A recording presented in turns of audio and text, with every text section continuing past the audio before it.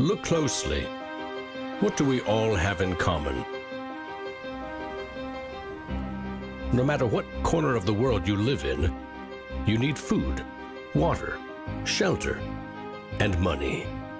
Half of every transaction involves money in exchange for goods or services, stocks, a loaf of bread, illegal drugs. You gotta pay for it. We spend much of our lives chasing money to make a living and accomplish our dreams. But it's also an instrument of destruction. Some might say evil, driving criminals to lie, steal, and even murder. The existing banking system extracts enormous value from society, and it is parasitic in nature. Money is a catalyst for the worst and the best of human endeavor. Before civilization, we created currency, fuel for wars, the path to power, champion and enemy of innovation. Money is so integral to our society and our global economy that its true nature remains a mystery to most. This is the story of money, perhaps the end of money as we know it. No matter how fat your bank account or how thin your wallet, to us it's all cold hard cash. There are some who want to kill it. Get rid of it. Burn your dollars, your euros, your yen, and transform every penny you have into ones and zeros, digital currency. Entrust it to the web and computers spread across the planet. Magic internet money. It's called cryptocurrency, Bitcoin. Invented in secret, it was a gift to the world. It's not just a currency, but it's actually programmable money. A potential curse on bankers. And there's nothing that the big banks or politicians can do to stop it. Breaking every government's grip on money supply. What the internet did for information, Bitcoin is doing for money. Could it be the new gold? No, you have to really stretch your imagination to infer what the intrinsic value of Bitcoin is. Regulators, the Federal Reserve, the banking system, at least understand this is a thing that they have to take seriously. This is going to change the economic culture. Bitcoin could be a microeconomic miracle worker, and it could be a macroeconomic wrecking ball. Is Bitcoin the currency of the future? A godsend for criminals? Or a recipe for financial disaster? If you trust your money just as it is, we have a little story to share.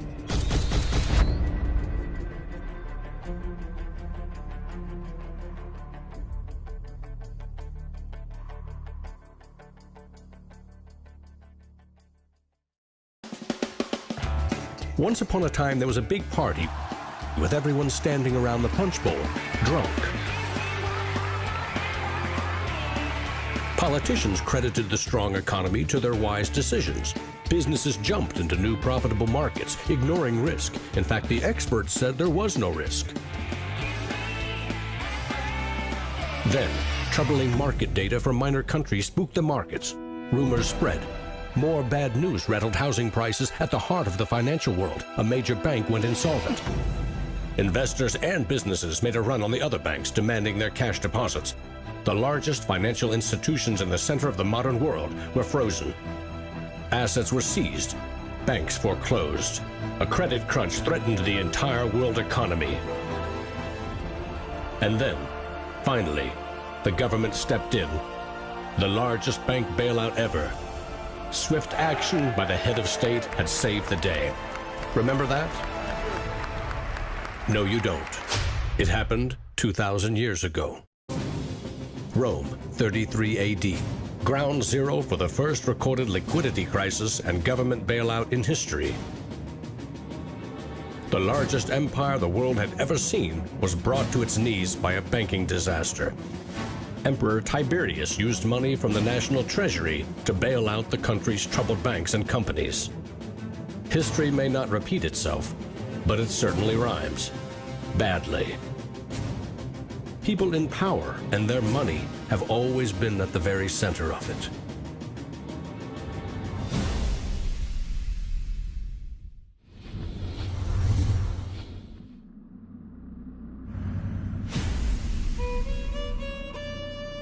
The story of money is as old as civilization itself. When we lived in small tribes, keeping track of debt was easy. You owed somebody a load of firewood. A neighbor owed you a piece of meat. Credits and debits were kept in your head, a mental ledger. Currency is a language that allows us to express transactional value between people. It's technology that's older than the wheel. It's as old as fire.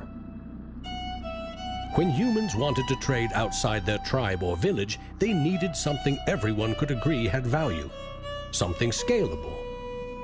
Enter commodity monies. There were many kinds, but each had to embody the same 5 characteristics. A commodity money is relatively scarce, easily recognizable, can be cut into smaller pieces. You can substitute one piece for another of equal value, and you can carry it around without too much trouble. In ancient Rome, it was salt. The Aztecs used cacao beans. It was whale teeth on Fiji, yak dung in Tibet, shells in Africa and China. Grains, metal, ivory, rare stones, leather, fish. If it had the 5 characteristics of commodity money, someone probably used it as currency. And then you ask, what value do these currencies have? If you go into a primary school, you'll see children exchanging rubber bands and Tamagotchi and Pokemon cards and baseball cards and sweets and candy and any other form of currency. People invent currency when they have no other currency. And now they're going to invent digital currencies. But commodities that aren't durable are a lousy store of value. A bad cacao crop or a huge new salt discovery can throw your currency and economy into turmoil. A more stable system was needed. About 2,500 years ago, the first metal coins were minted in China and in what is now Turkey. These coins shared the same 5 characteristics with commodity money, but were also very durable. In some cases, coins are the only thing left of entire civilizations. Money does not originate with governments. Money arises naturally as markets begin to develop and as people with a division of labor realize that if I have eggs and you have a cow, we may need some medium of exchange in order for you to buy my eggs or for me to buy your cow. Coins were an objective and universal unit of account, and they allowed people to buy and sell goods over vast regions. The market economy was born. Coins worked, but only if people trusted that the king or emperor who issued them wasn't cheating on the metal content. Using coins also meant that an authority now controlled the supply of your currency. Money and political power were inextricably linked, centralized. Minting coins in a steady and predictable manner allowed economic growth and stability. The Wushu coin in China retained its value for 500 years. In Constantinople, the solidus lasted for 700 years. But in those times, the coins didn't have this sort of milled edge. They were flat, and what used to happen was, as coins were passing from people to people, people would cut little bits off. And in fact, some of the taxation that the kings would do would actually be take 1/8 of the coin off. Taxes built castles and financed military campaigns, expensive hobbies. Soon, royal mints were substituting cheaper metals for silver and gold. This is called debasement, and Europe's kings made a habit of it. The currency of France was debased every 20 months for 200 years. If no one can trust the gold or silver content of your coins, how can you trade with other countries? International merchants found a solution. They recognized that one person's debt has value. It can be traded or transferred. When those IOUs came from reputable sources, they could be used as a form of money, paper money. This money was not based on hard commodities or metal, but instead on someone's promise to pay. Merchant families like the Medici in 15th century Florence acted as clearinghouses for these IOUs. It worked like this. an English trader ordered a shipment of Italian cloth from the Medici for 100 gold coins. His promise to pay the Medici was put on paper.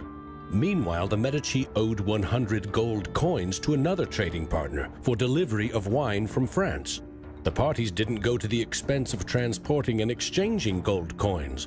Instead, the paper was transferred. Everyone agreed that the paper had value, 100 gold coins, but only because everyone trusted the Medici as solvent middlemen. They had created a paper money machine. Within a few generations, they rose from low crime to high finance.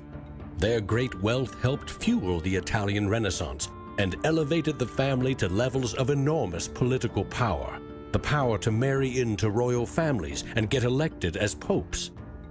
The ties binding money to power, politics, and influence now ran through church and state.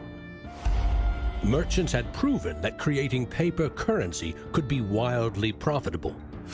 Goldsmiths wanted in on the action.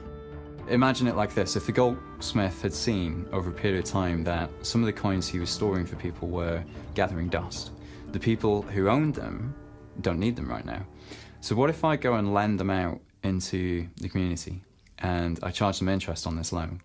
So he starts out lending some of these gold coins, and then later he realizes actually people don't even want the gold coins, they just want the piece of paper that says the gold coins are in the bank and with the goldsmith. So I can now make a loan with these pieces of paper, and whatever I write on a piece of paper, as long as people trust me, they'll trust the paper. And effectively the goldsmiths and the early day bankers, they had literally acquired the power to print money.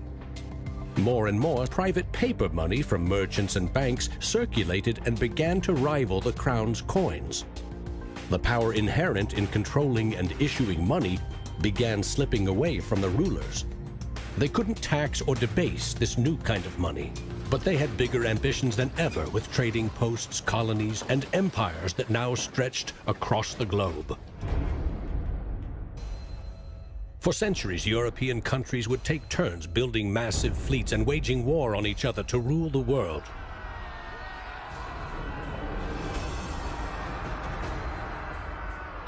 Government wanted to take the people's money in order to finance its wars. That's essentially the history of money. Money and warfare go together. War is expensive. 1 year's income taxes simply aren't enough. Kings and queens had to borrow money against future taxes. They needed a groundbreaking financial innovation: government bonds. The loans came from rich merchant families and goldsmiths, who by now had become powerful financiers and bankers. Sovereign debt and deficit spending had been born.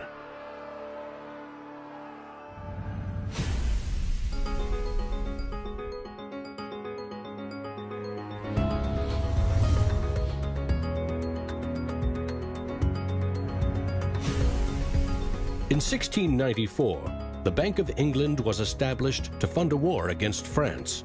England's central bank was privately owned and granted the monopoly to issue banknotes, paper that could be redeemed for an equal amount of gold from the government coffers. The central bank soon also managed the entire debt of the crown.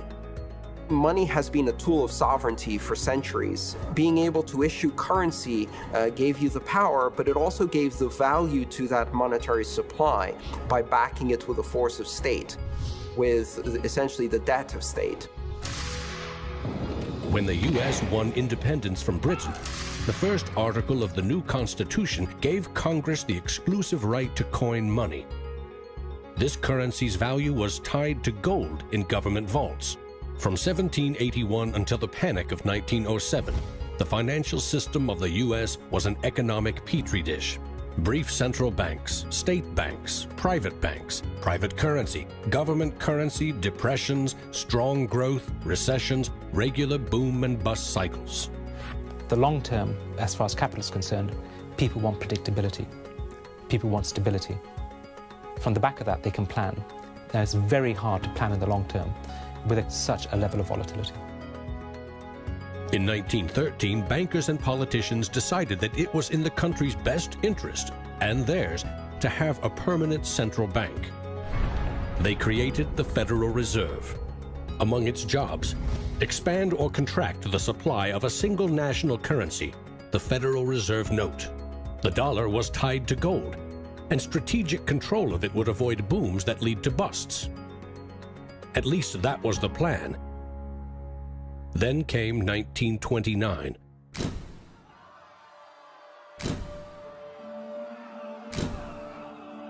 The Great Depression would have a profound effect on monetary policy worldwide. I shall ask the Congress for the one remaining instrument to meet the crisis: broad executive power. Soon, the Fed had printed nearly all the money it legally could to pump life back into the economy. It needed gold to fire up the mint. So in 1933, President Roosevelt issued a controversial executive order, forcing all U.S. citizens to sell their gold to the Federal Reserve at a fixed price, or go to prison. The Fed offered far more cash to foreign governments for their gold. Many jumped at the offer. Gold flowed in, and dollars spread across the globe.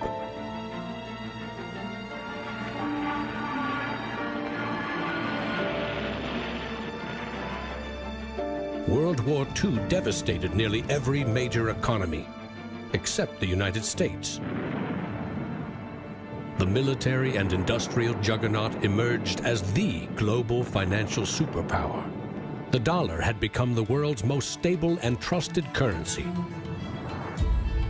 Other countries pegged their currency to the dollar, which could still be redeemed for gold.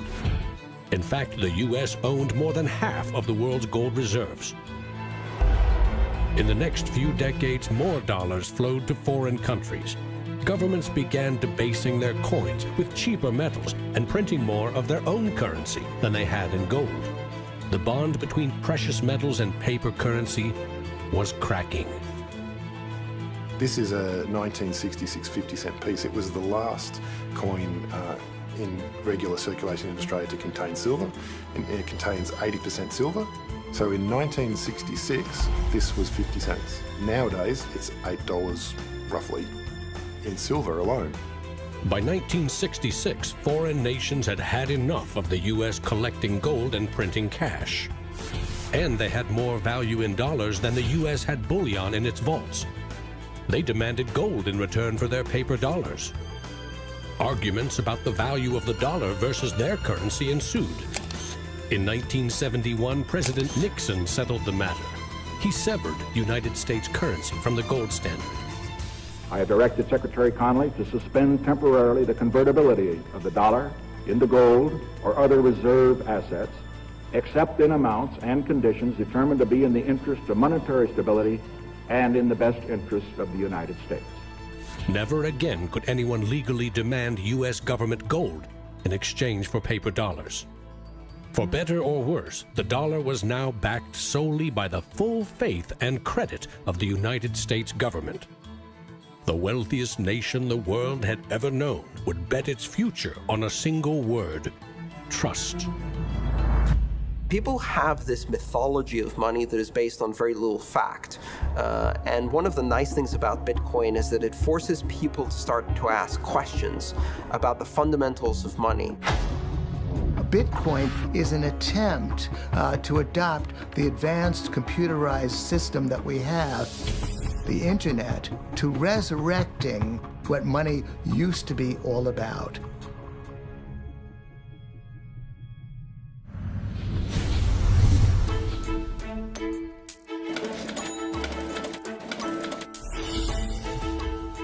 I think our dollar policies, our monetary policies, our fiscal policies have absolutely created a nation of debtors. Not just personal debt, not just corporate debt, but government debt. I mean, you have to look at those all together as one big thing. What is the wealth of the nation?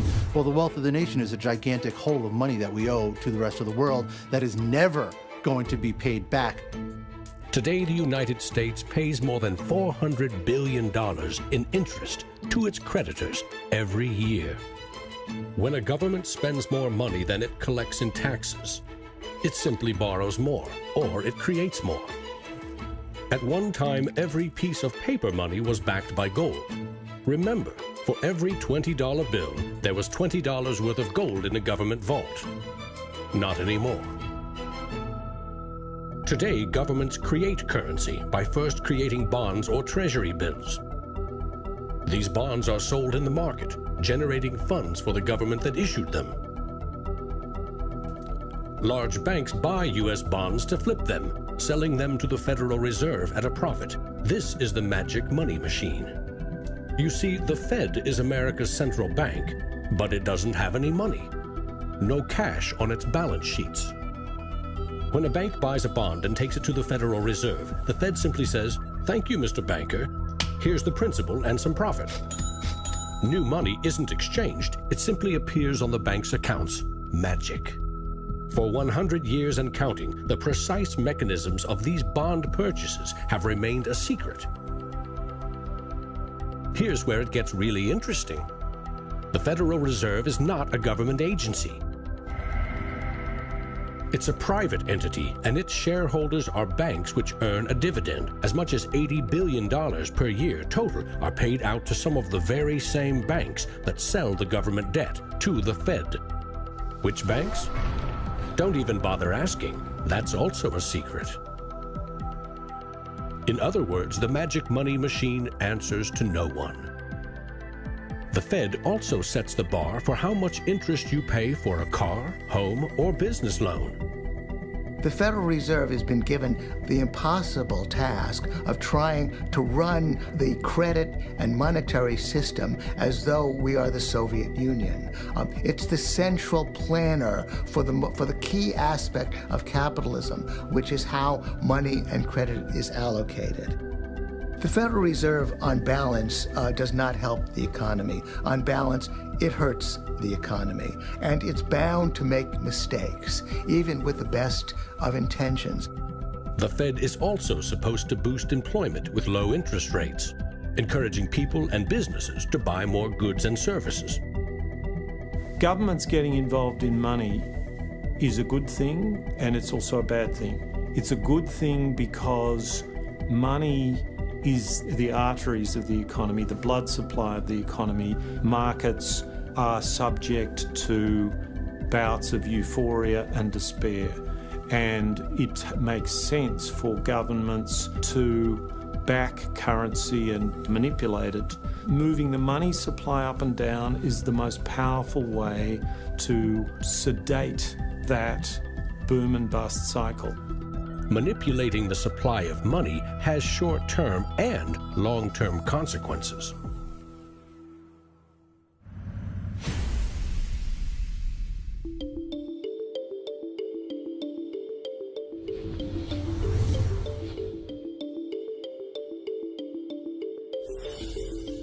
Central banks aim to create new money carefully, strategically, and very, very slowly. Releasing more money into the economy causes prices to rise, ideally by 2% every year. That's supposed to foster economic growth. But 2% inflation means the buying power of one cash dollar in your pocket today will be 98 cents next year, and less nearly every year to come. Since 1913, when the Federal Reserve took over the United States dollar, we've seen that the United States dollar has decreased in value 98%. Inflation is a far higher tax because on your income you pay it just once. If inflation is 2%, you're paying a 2% tax on your net worth every single year, your net worth held in currency. So, what does that mean? If you earned $1 in 1913, you could buy 16 loaves of bread. Today, $1 barely buys you one. That's not a quaint notion of how cheap things used to be. It's proof that the value of your cash is slowly withering away. That $1 invested at 2% in 1913 would now be worth $7.24. More than 600% return versus a near total loss. The US dollar has gone from being worth $1 to now being worth about 4 cents. So that's, 96% of its original value. And it's a direct result of government control. Governments don't create money from thin air all alone. You play a key role in the magic money machine.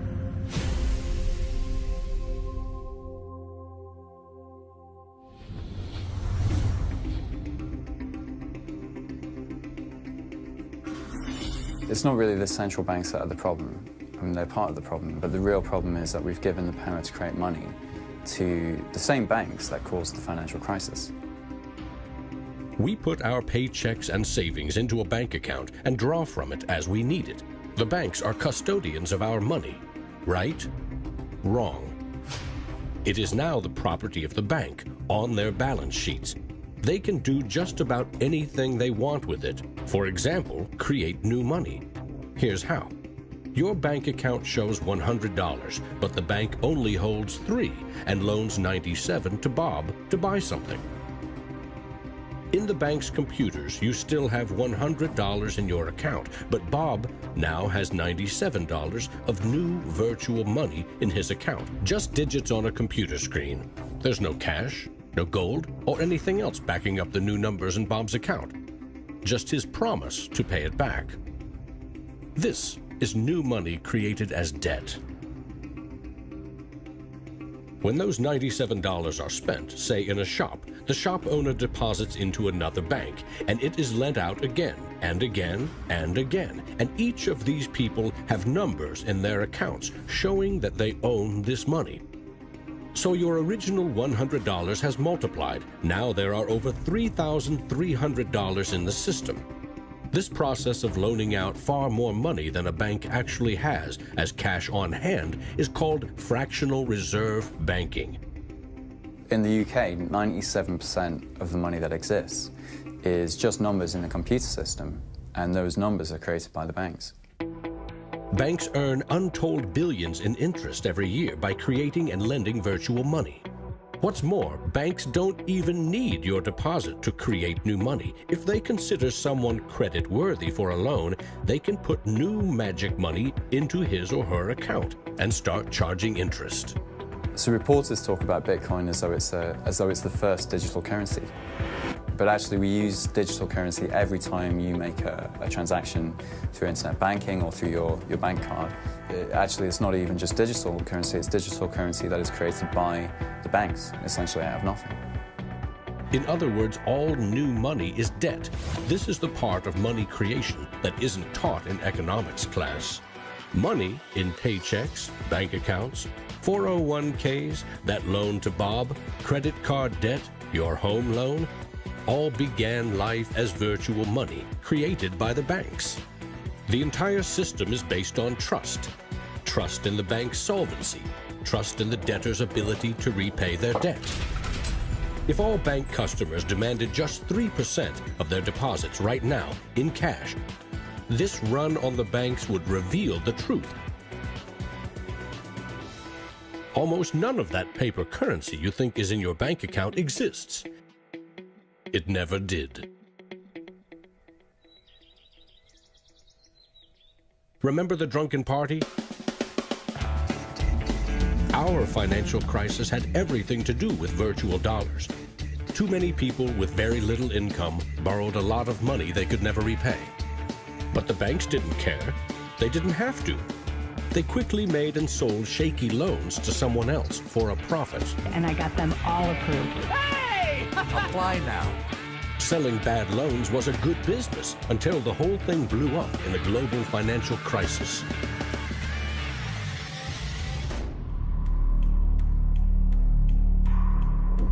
The magic money machine destroyed 30 million real jobs.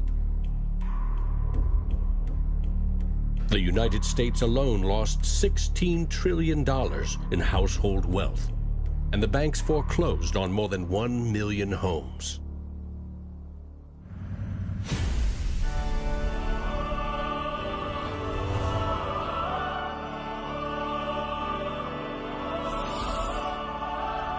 Selling subprime loans and betting they will fail may not be sacred, but it is lucrative. As much as 1/4 of our best and brightest are being lured by the siren call of the money machine.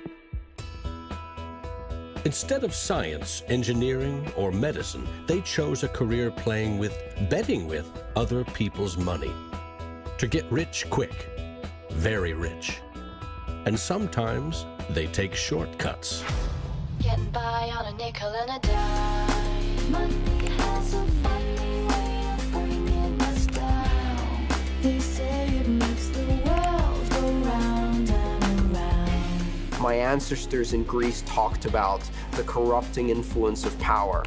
And nothing has changed in these 3,000 years. When you give control over massive amounts of money to a few individuals, they will take advantage of that control.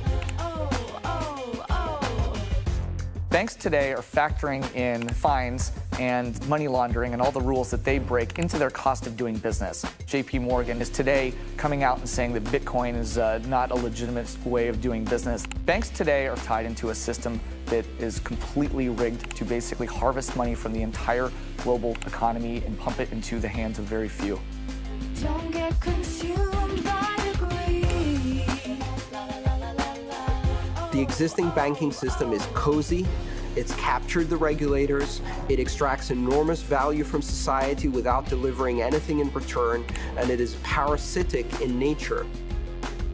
The banks play a very pivotal role in an economy. You look at any successful economy, it has successful banks. There's a very close correlation with banking profits and the economy as a whole. In medieval Europe, a banker who couldn't repay depositors was hanged. Today, that same banker would get bailed out, paid bonuses, and enjoy some tax benefits too. To date, no senior U.S. banking executive has been charged for selling the bad loans that fueled the Great Recession.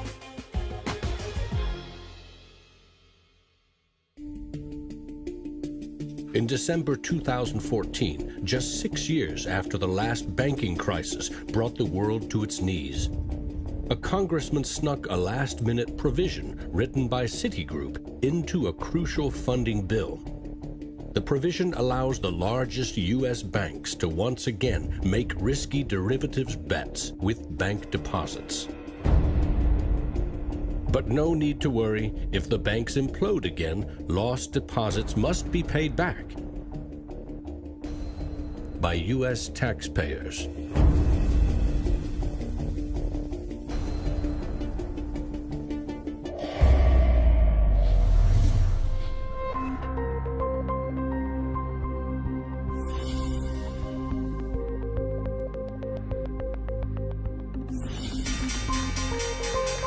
Today's financial innovators package assets in ever more complex ways, slicing, dicing, securitizing, always using someone else's money.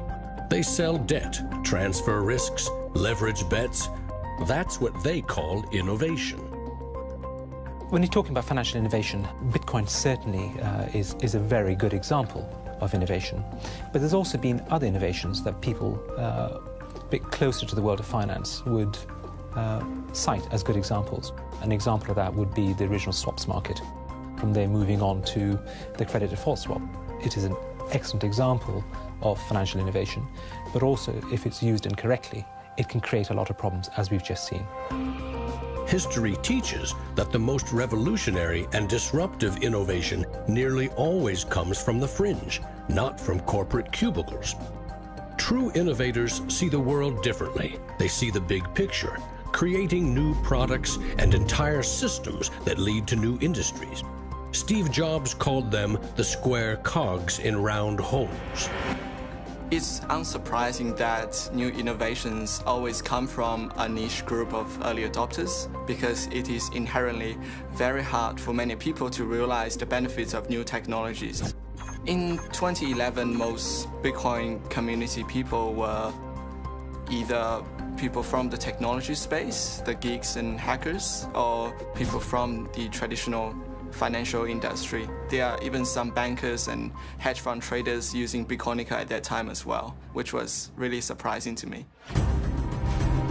A radical new idea is often met with skepticism, ridicule, even hostility from those who stand to lose the most from its success. Case in point, the automobile. In the late 19th century, Carl Benz and others built the first cars, contraptions that could threaten the stagecoach and railroad industries. These self-propelled vehicles, or road trains, would certainly scare horses, injure people, and damage roads. Cars, the railroad barons said, were just too dangerous. And to protect us, they used their power to pass a law in 1865. It required every automobile in England to observe a 4-mile-per-hour speed limit and to be operated by a crew of 3, a driver, an engineer, and a flagman. This heroic flagman walked in front of the car to warn fellow citizens of the coming danger. The railroad tycoons, the lawmakers, the self-appointed gatekeepers used regulation to stifle innovation. But they didn't invent the flagman. He's been around for a long time. For centuries, very few could read. Books were copied by hand. The people in control, political and religious leaders, wanted to keep it that way, and they greeted Johann Gutenberg's printing press with licensing laws, publishing bans, taxes. In some parts of the world, printing was a crime punishable by death. After all, they were just protecting us from dangerous ideas. Before the printing press, there were an estimated 30,000 books in all of Europe. 50 years later, there were 10 million. As Gutenberg's invention flourished, the Dark Ages withered. Progress couldn't be stopped. But the flagman never stops trying. His masters set him loose on each of these innovations because they threatened someone's profits, someone's control. But remember, this is a story about money.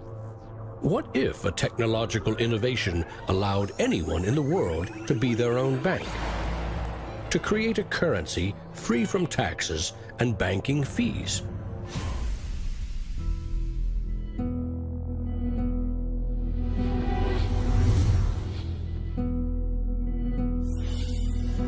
The U.S. Constitution forbids citizens from printing or minting their own currency, competing with or undercutting reliance on the U.S. dollar. In 1998, Bernard von Nothaus decided to test the resolve of the federal government. The Liberty Dollar was available in gold, silver, platinum, and copper. It was available in 3 forms, both in specie, in other words, gold and silver, in paper, as warehouse receipts, and in digital form. Obviously, the government didn't like it. They arrested me and convicted me of counterfeiting, fraud, and conspiracy, and I'm currently awaiting 22 years sentence in federal prison. Lesson learned.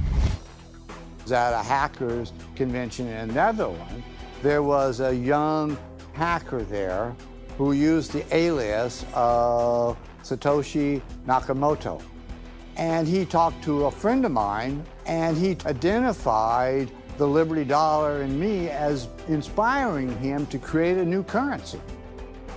Bernard von Nothaus's arrest for creating private money may also have inspired Bitcoin's inventor to keep a lower profile, publishing the invention under an alias and vanishing.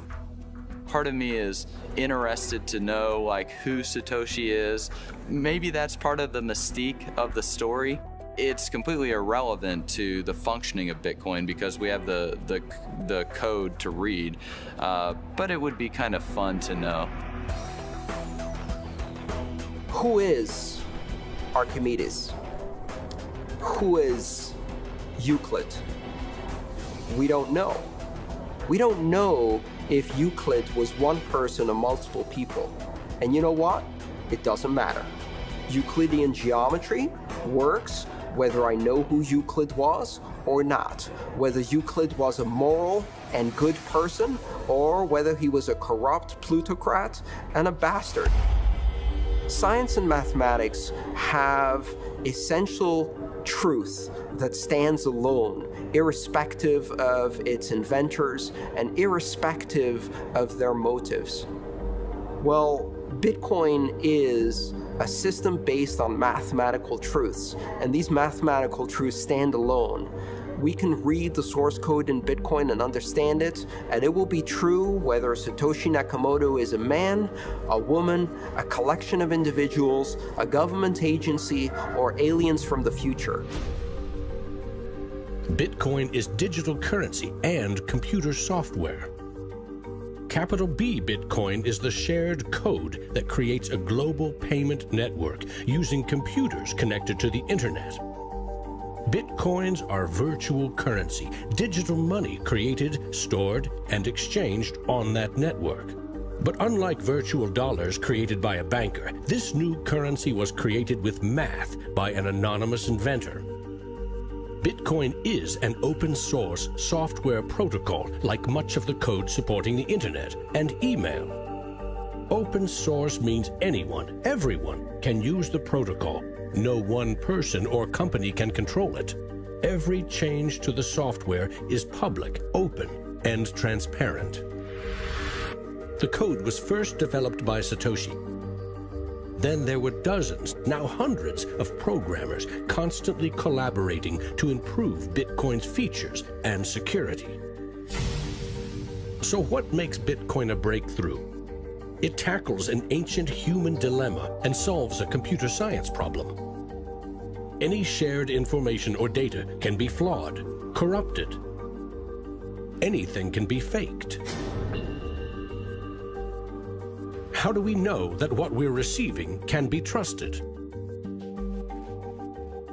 In our traditional mindset, it's very important to know who is behind this currency because their reputation is significant in knowing that our funds and the true wealth is actually safe. In finance, we rely on trusted third parties like banks, credit card companies, remittance services. They keep track of money as it moves from one account to another, and they charge us handsomely for it. We trust that their digital ledgers of credits and debits balance. A financial system that cuts out these middlemen could be faster, cheaper, and more secure. But Bitcoin is digital. Music and movies are easily pirated, copied, stolen. How can a digital currency retain value if anyone can make 1 million copies? The answer is at the core of Satoshi's invention. A Bitcoin is not a file on a computer. It's an entry in the publicly distributed database called the blockchain. Just as the Medici kept a ledger of credits and debits, today's banks record each transaction as a plus and minus in their ledgers. Now we call them databases. Bank accounts are replaced by a digital wallet that you alone control. Bitcoin's ledger is the blockchain, a record of every Bitcoin in existence and every Bitcoin transaction ever made. It always balances because no Bitcoin ever leaves it. When a Bitcoin is sent from one digital wallet to another, what they are really sending is control over that part of the database. Code that is a unique key for the new owner. As the network processes transactions, it constantly synchronizes the one ledger across the global network. Each computer or Bitcoin miner has a complete and identical copy. And because the blockchain is public, it cannot be controlled by any one person or computer. Owners of the Bitcoin mining computers are rewarded with new Bitcoins for processing transactions and keeping the network secure.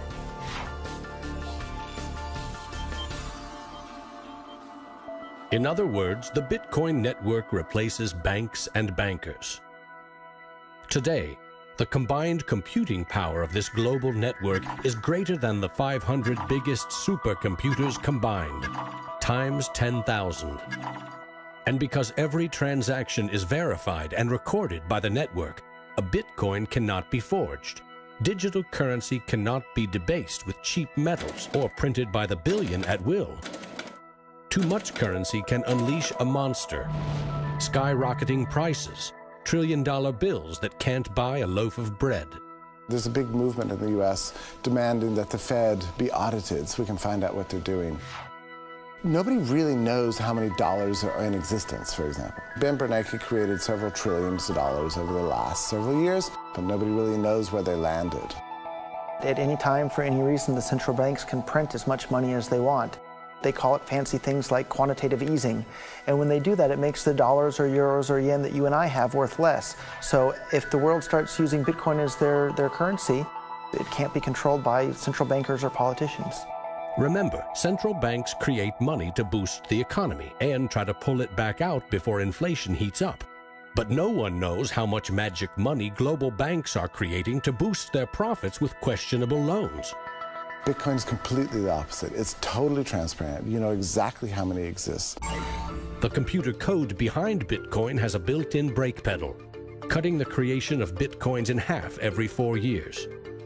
This ensures a transparent, controlled scarcity and ultimately limits the total number of Bitcoins to 21 million.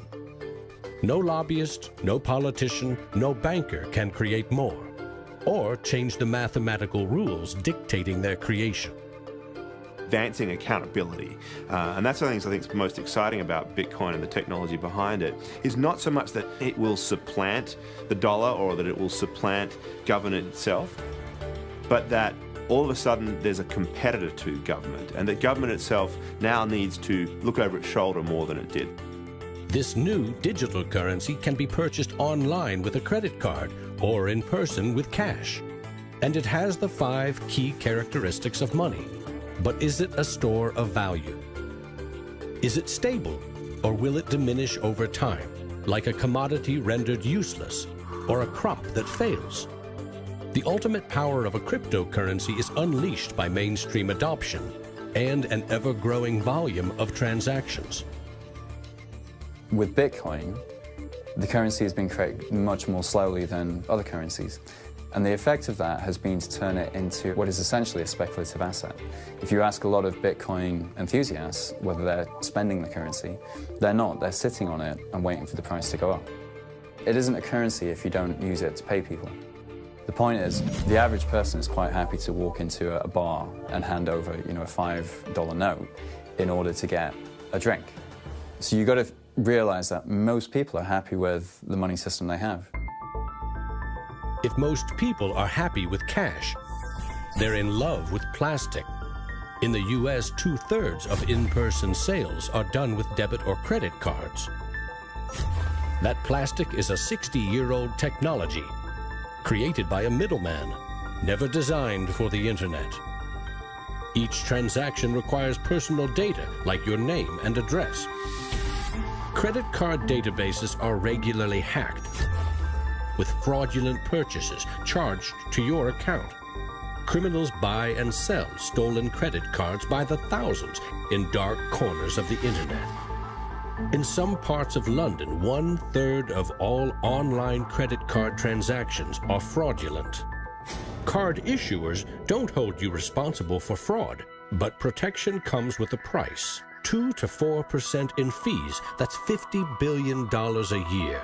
The issue with credit cards from a merchant's perspective is there's a lot of risk. If they take a credit card, there might be a chargeback, there might be fraudulent purchases. In fact, there's hundreds of billions of dollars every year in fraudulent purchases.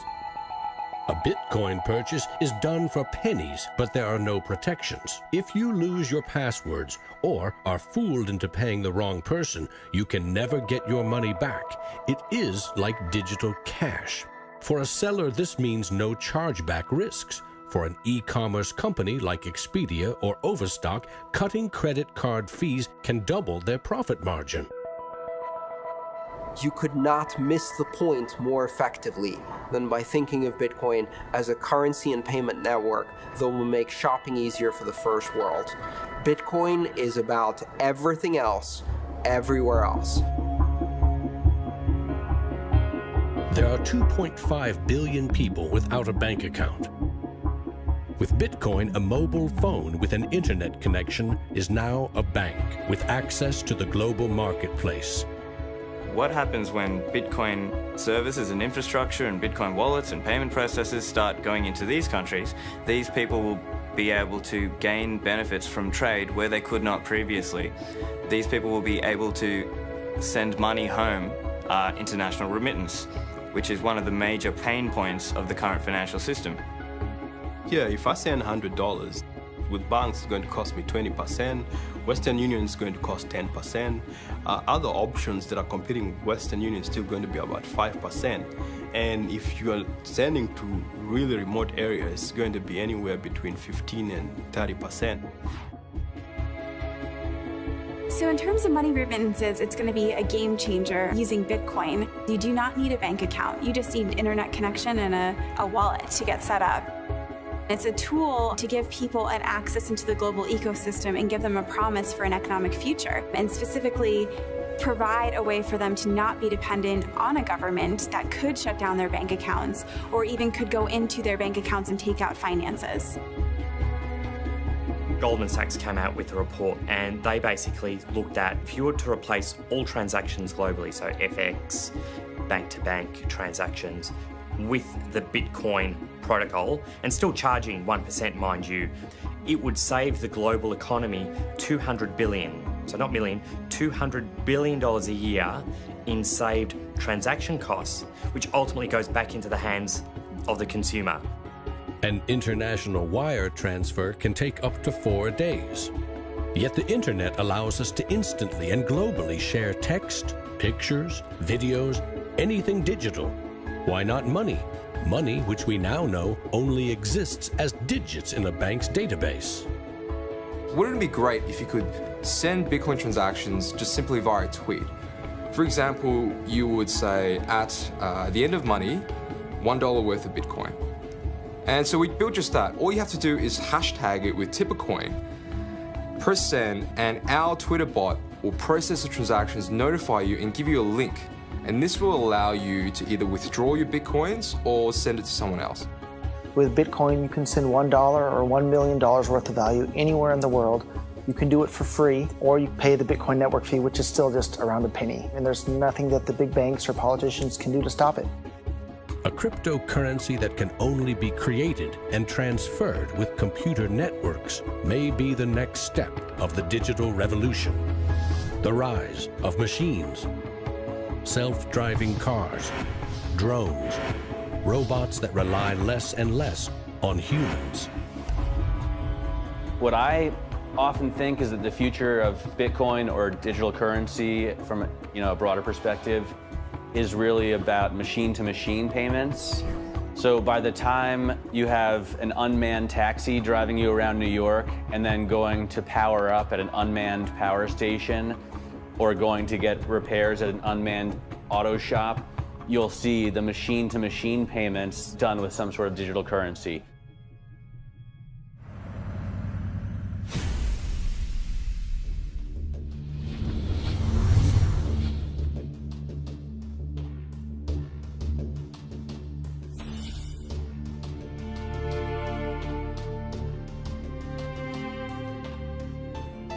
We actually built this world that we live in over the last 200 or 300 years. We've made some mistakes. We've learnt to make things better. The idea that there's some magic key, that if you just sort of stop doing a few things, that there'll be this perfect order that will settle, is a very childish, ideological delusion, in my opinion. But that is not to say that Bitcoin isn't an exciting thing. It's a terrifically exciting thing. But we have to try and engage with it with working minds, not with magical thinking. People are suggesting that it's going to be another world currency, rivaling the dollar or the euro or the yen. I think that's not going to happen. I prefer to trust the banks or the central government compared to the Bitcoin is because someone's accountable. Whereas with the Bitcoin, it's completely deregulated. There's no central control. There's no one held accountable. It is a free float. It's purely demand and supply driven. Mr. Williams? So clearly this is not a currency. Currencies don't behave like this. But what this is a high-risk speculative commodity. So for the entrepreneurs, the bankers, the governments, and everyone else studying and watching Bitcoin, all I have to say is that there will probably be a lot of volatility and an upward trajectory, and to buckle up.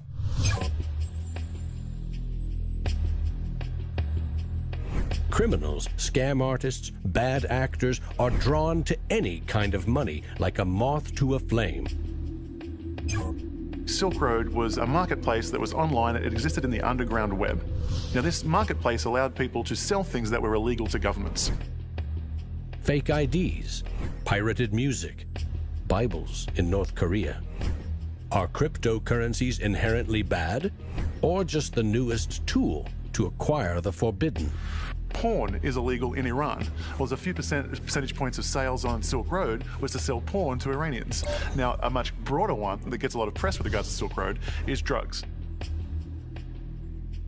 I've been doing research over the past couple of years into the online drug marketplaces in the darknet using Tor and Bitcoin as technologies to enable illicit drug transactions. We did a global survey of drug users, and we had over 20,000 people respond to that. And the majority of those people were buying traditionally illicit drugs, ecstasy, cannabis. The FBI brought down Silk Road. It certainly hasn't stopped the trading of illicit drugs online. A lot of people want to criticize Bitcoin for being used for illegal things or illicit things, but if you look at it, the most popular currency in the entire world for doing bad things is the US dollar. If you think of Bitcoin as a platform instead of a currency, then you really begin to see the potential it has.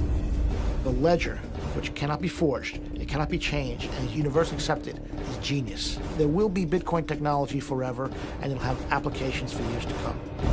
Creating a secure global payment system may just be the beginning.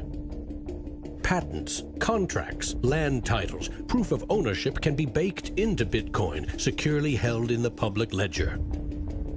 I read up more about Bitcoin, I played with the source code, I built some things that I realized this is actually a very, very powerful protocol. It's not just a currency, but it's actually programmable money. The digital age has fundamentally changed the world. We have embraced digitized music, film, medical records, communications, the internet. The free exchange of information and currency can fuel revolutions, help in a disaster. But our money is shackled to the 20th century, manipulated by governments and banks. The champions of Bitcoin ask us to imagine payments without a middleman, investments without a broker, loans without a bank, insurance without an underwriter, charity without a trustee, escrow without an agent, betting without a bookie, record keeping without an accountant, global, secure, nearly instant, and free. Is it fantasy or the future of money and commerce?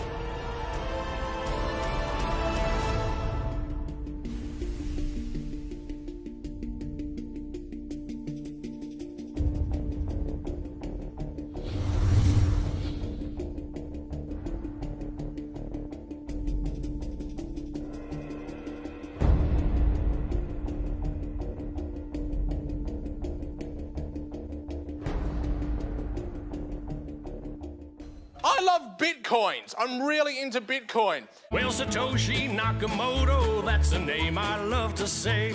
And we don't know much about him, but he came to save the day. If you don't know what a Bitcoin is, right, usually the way people describe it is digital cash. It's money for the internet. Oh, Bitcoin, as you're going into the old blockchain. Oh, Bitcoin, I know you're going to rain, gonna rain. People are like, oh, I love my bank. I'm like, really? You ask a banker, you know what's 2 + 2? He's like, well, I can tell you, but there's a fee. Down the road it will be told about the death of old Mt. Gox, about traders trading altar coins and miners mining blocks. Now, Bitcoin is a new technology. I like to say it's banking light. All of the convenience, none of the evil. Bitcoin, as you're going into the old blockchain. Oh, Bitcoin, I know you're going to rain, till everybody knows, You know, when I go online and I buy, like, I don't know, a pair of socks, if I pay with a credit card, I'm just buying socks, right? If I buy those socks with Bitcoin, it's a revolution. I am sticking it to the man.